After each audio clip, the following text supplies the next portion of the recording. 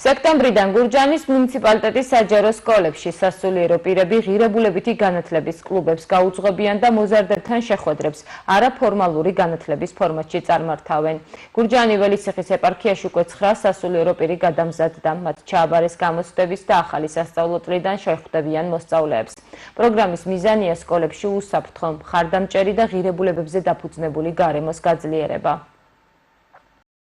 გვაქვს სასიხარულო ინფორმაცია წლების წინ იცით რომ ჩვენ ხედავდით და თვალს ვადევნებდით საპატრიარქოს ძალიან აქტიურ მუშაობას განათლების სამინისტროსთან ერთად ერთობლივი პროექტი არის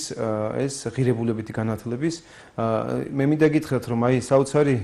მუშაობა და საოცარი შრომაა ჩადებული საპატრიარქოდან და რა თქმა უნდა განათლების სამინისტროდან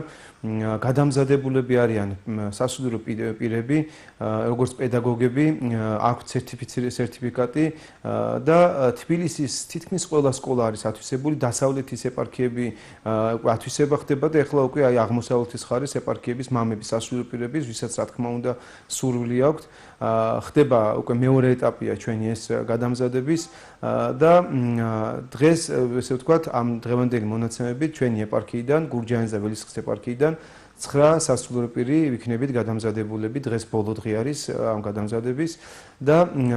იქნება სკოლებში შესვლა ღირებულებითი განათლება ანუ კლუბები იქნება შექმნილი რა თქმა უნდა ეს მშობლების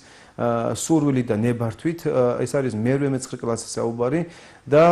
თუ ადგილი იქნება კლუბებში არის ხო მე-9 კლასში ზოგჯერ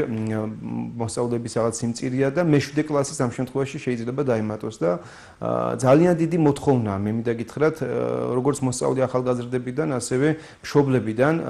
როგორც საქართველოში ისევე ჩვენს რაიონში ჩვენს ეპარქიაში ძალიან დიდი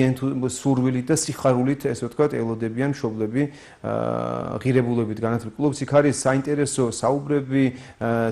თემები განხილვები სიტუაციური მოქმედება